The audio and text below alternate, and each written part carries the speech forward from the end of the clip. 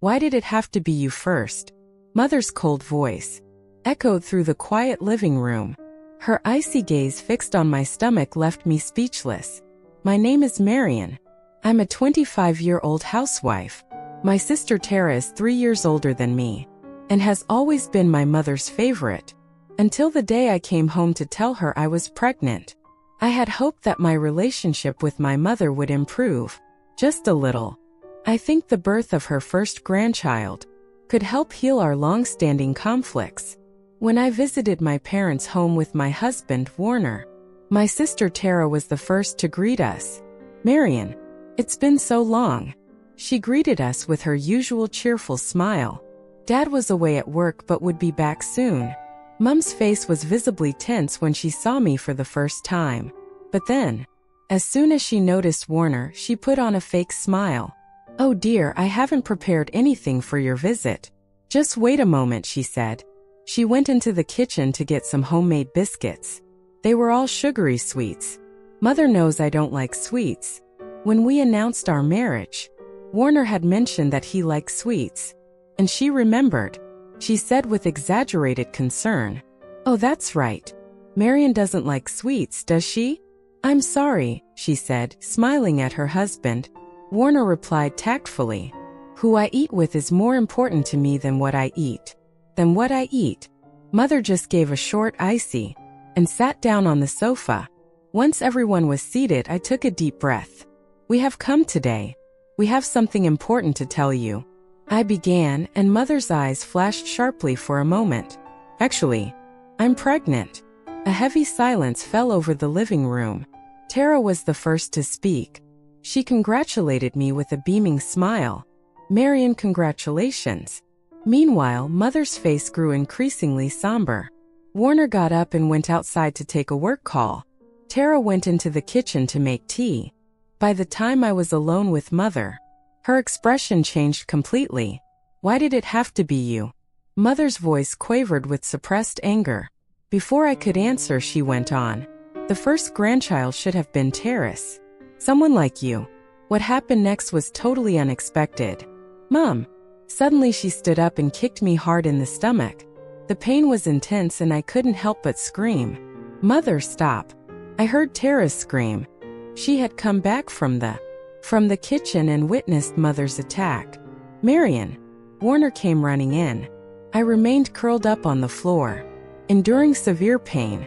Tara immediately called for an ambulance, while Warner supported me and glared at Mother. Mother calmly began to make excuses. "Why are you making such a fuss?" She had just bumped into the chest of drawers herself. But Tara exploded in anger. "Mom, I saw you. You kicked Marion in the stomach." As the ambulance sirens approached, I was barely conscious. Warner held my hand. He whispered, "It's okay, I'm here with you." Tara cried as she held the mother. "What if something happens to the baby?"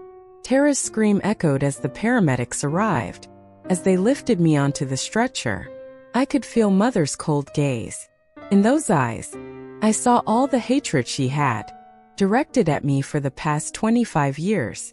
Tara accompanied me on the ambulance ride to the hospital, holding my sister's hand. I thought that maybe it was time to end my relationship with my mother. Warner said he would follow in his car and saw us off. In the ambulance, Tara apologized repeatedly. "I'm so sorry, I never noticed." I realized again how much support my sister had given me been to me all these years. The ambulance continued its journey to the hospital. Bathed in the glow of the street lights, lying in the hospital bed, memories of my childhood flooded back. When did Mother start treating Tara and me so differently? I can't remember exactly when it started, but it seems like it was before I was old enough to understand. Mother was the local beauty queen and still maintains her beautiful appearance to this day. Tara looks just like her. And whenever the neighbors would say, "You're Patricia's daughter, aren't you? Aren't you?" Mother would beam with pride. But I, who took after my father, was always my mother's disappointed daughter. I still vividly remember one Christmas morning when I was, and Tara was 11. beautifully wrapped presents under the tree. Under the tree. When Tara opened her box, inside was a trendy brand name dress. Mom smiled and said it was perfect for Tara. She is my daughter after all. Then it was my turn. When I opened my box, inside were simple jeans and a t-shirt, probably bought on sale at Walmart. These suit you better, Marion. At my mother's words, my young self could say nothing. It wasn't just the clothes. Even the food portions were different. As mother urged Tara, "You can eat more, can't you?" and offer her homemade desserts. She would restrict my portions, Marion would say. "If you want to keep this figure, that should be enough. Don't you think?" The gap widened as we became teenagers. Tara was popular at school and became captain of the cheerleading squad. Mom attended every weekend game, proudly taking pictures of Tara. I joined the track team.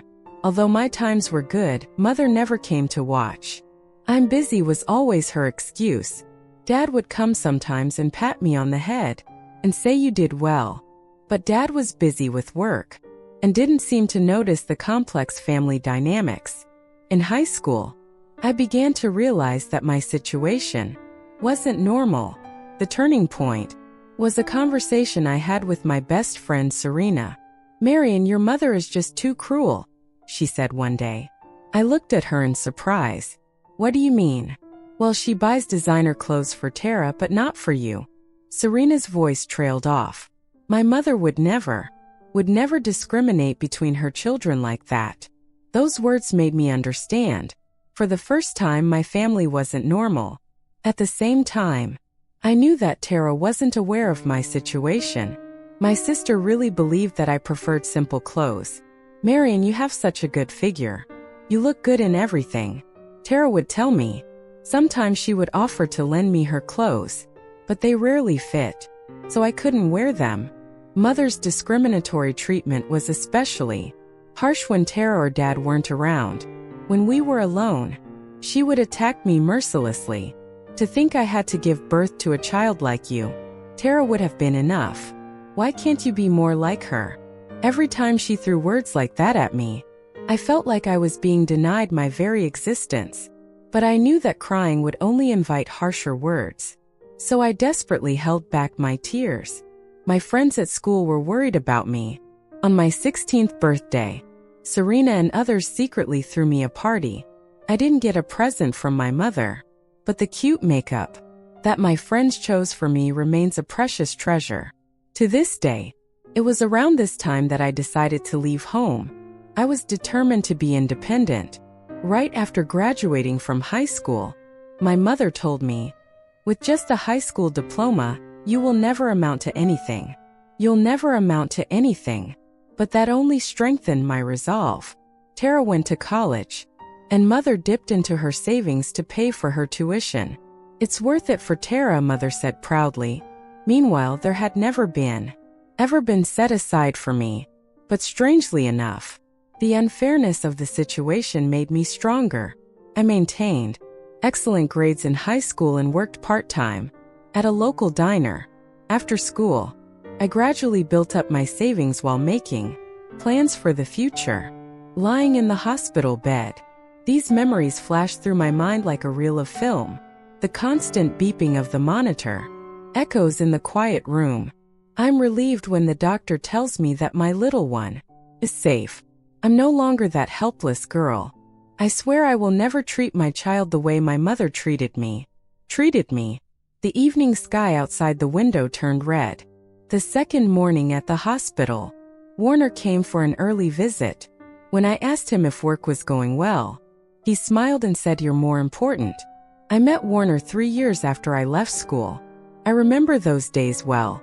I left home right after high school. Mother scoffed. "You'll be back soon enough." But I vowed never to return. Tara was busy with college and didn't seem to take my leaving home very seriously. The beginning was hard. I continued to work at the diner. I also applied for office jobs with large supermarket chains. When I mentioned that I only had a high school diploma, in job interviews, the interviewer's expression would usually change. But I didn't give up.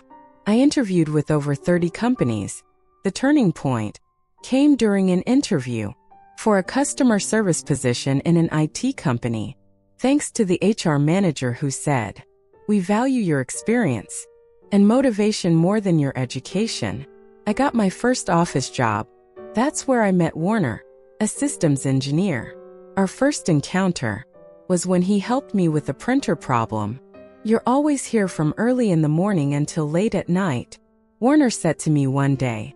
I replied honestly, "I want to learn as much as I can."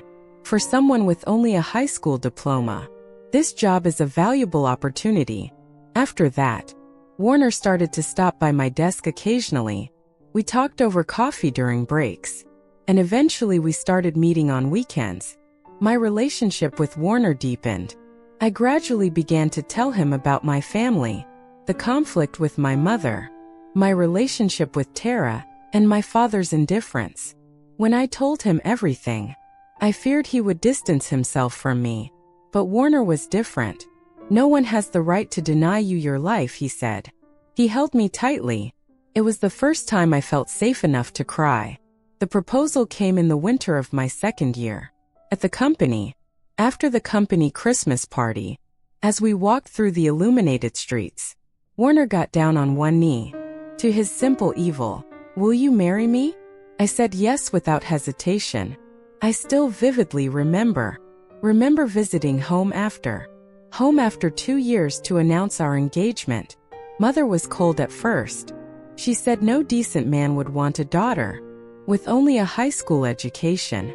But when she found out about Warner's career, her attitude changed dramatically. "Oh my, an engineer." Mother suddenly became friendly. Her behavior made me uncomfortable, but Warner remained calm and responded sincerely to her superficial attitude. Tara was really happy for me. "Marion, I'm so happy." She congratulated me with a beaming smile and offered to help with the wedding arrangements. Father unusually also spoke his mind. He said he was a good young man. The wedding was small but heartwarming. Mother put on a smile for the sake of appearances. She didn't forget to whisper in my ear at the reception, "I don't think this is going to work." But I no longer had the capacity to be hurt by her words. Our new life gave me my first experience of a normal family. Warner's parents welcomed me warmly as their own daughter. My mother-in-law always gave me gentle advice. When I was cooking, "Your food is really delicious." She would praise me with genuine words. Work also went well. I used my experience in customer service. I was even put in charge of training new employees. My high school education was no longer holding me back. About a year after we got married, I found out I was pregnant. Warner jumped for joy and immediately told his parents. My in-laws were overjoyed and quickly came over. Baby article catalogs. But I was reluctant to tell my family. If my mother found out, I knew she would say something. Still, a small part of me hoped that the baby would change her. My relationship with her. That hope remained in a corner of my heart. "I'll go with you," Warner said. We contacted Tara beforehand and arranged the date. That day now feels like a nightmare. Lying here in this hospital bed, the faint scent of the bouquet Warner left in the hospital room. His words, "It's our turn now," touched my heart deeply. Regardless of mother, I have my loving husband and our baby, who will soon arrive. That's happiness no one can take away. "Madam, it's time for rounds." The nurse's voice brought me back to reality. The monitor continued to beep softly. I let out a deep sigh. The decisions ahead won't be easy, but there's no turning back now. There's a small fracture in the bone, but fortunately it won't affect the fetus. Everyone in the hospital room breathed a sigh of relief at the doctor's words. Tara squeezed my hand tightly and Warner nodded deeply. But the relief didn't last long. The door opened and Father came in with Mother. "Marion." Father's voice was clearly desperate. "Tara called us. Is it true? Did you do it?" Mother maintained her usual attitude. She started making excuses. "Oh, what are you talking about?" Marion had just bumped into the chest of drawers herself. But Tara got up.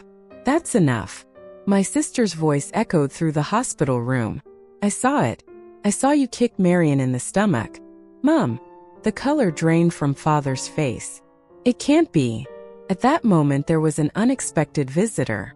The hospital social worker. May I have a word with you? Although the tone was gentle, there was a strong determination in her eyes. Mother suddenly burst into tears. I'm being made the villain. Everyone's ganging up on me. But no one was moved by Mother's performance. The social worker calmly but firmly. This is clearly a case of violence. Considering that the victim is pregnant, it will be treated as a more serious matter. The mother's expression froze at these words. I can report this to the police. The social worker continued. But if you'd like some time to discuss this as a family? Tara spoke up. Marion, let's tell everything now. I took a deep breath. Yes, there's no need to hide anymore. It was time to talk about all the abuse I had suffered. I had endured for Mother. Over the past 25 years.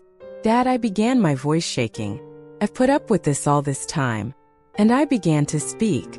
The discriminatory treatment since childhood. The days of being looked down upon. The countless heartless words.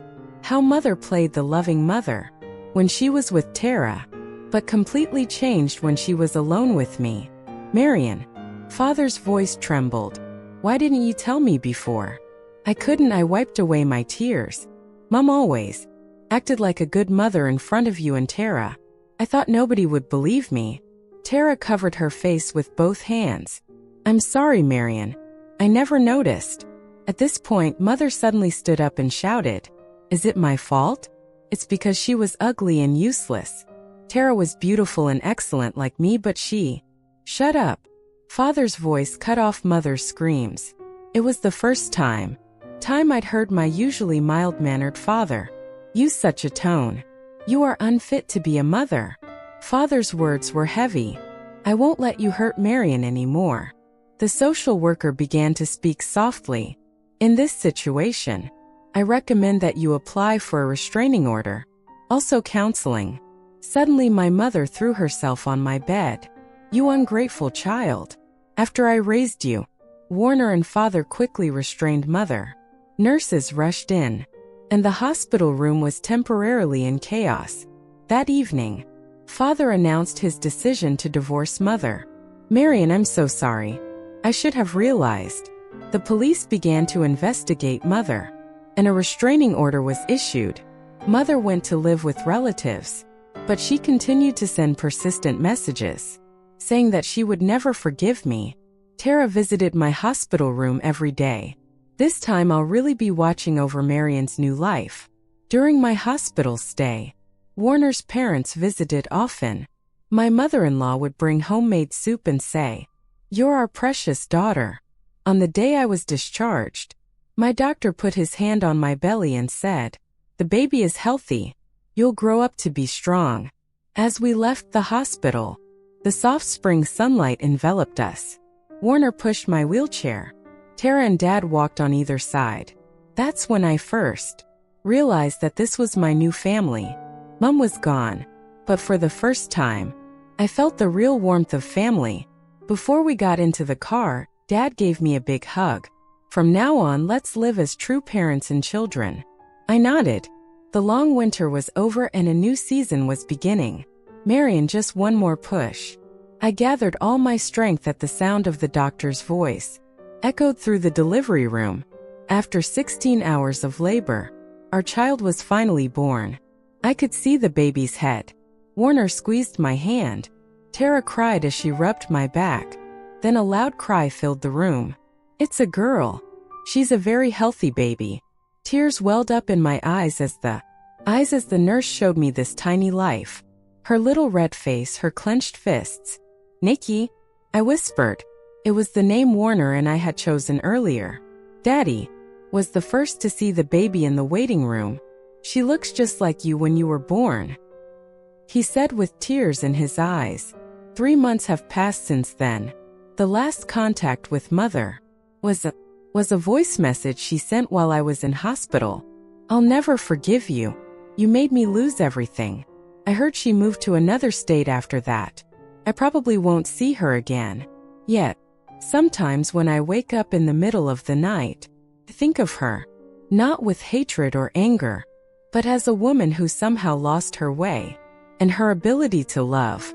Marion, I think Nikki is awake. It's feeding time. Tara brought the baby to me. My sister has moved into a flat nearby and visits almost every day. Hey Marion, Tara smiled softly. Nikki has the same color eyes as you. Actually, Nikki's eyes are brown like mine, but her smile is just like Warner's. Dad recently decided to take early retirement. His reason was that he wanted to see his granddaughter grow up. He comes every weekend to look after Nikki and holds her for hours. Marion, Dad said to me one day with a serious look on his face, "You've done so well. You've become a wonderful mother." These words brought tears to my eyes, words of approval that I had longed for all these years. They had a warmth that seemed to heal all the wounds of the past. Warner's parents treat Nikki like their own grandchild. My mother-in-law made hand-knitted baby clothes. They and Nikki are our precious family. Parenthood isn't easy. There are nights when we can't sleep because she cries so much. There are days when we worry about her health. But there is always someone there to help. If you ever need anything, just let me know, Tara often says. There's no more pretense in my sister's words. I've started going to a support group too. I meet other mothers with complicated family relationships, and we share our experiences. We listen to each other's stories and encourage each other. I've learned that I'm not alone. With everyone's support, I became stronger. I was able to share my experience for the first time at a recent meeting. The day Nikki turned 6 months old, we had a small celebration. Father, Tara Warner's parents and close friends were there. The room was filled with smiles and warmth. Hey, Warner whispered to me, "Are you happy?" The setting sun through the window gently illuminated Nikki's sleeping face. Tara and Dad chatted happily, while my in-laws took pictures. Yes, I was smiling. A lot. I won't let any dark shadows fall on this child's life. I won't repeat the mistakes her mother made. I will give Nikki unconditional love. As I made this vow, Nikki reached out her tiny hand to me. The gesture seemed to say it's all right. A new morning is about to begin. Perhaps this is where our real story begins. Outside the window, the spring breeze gently swayed the trees.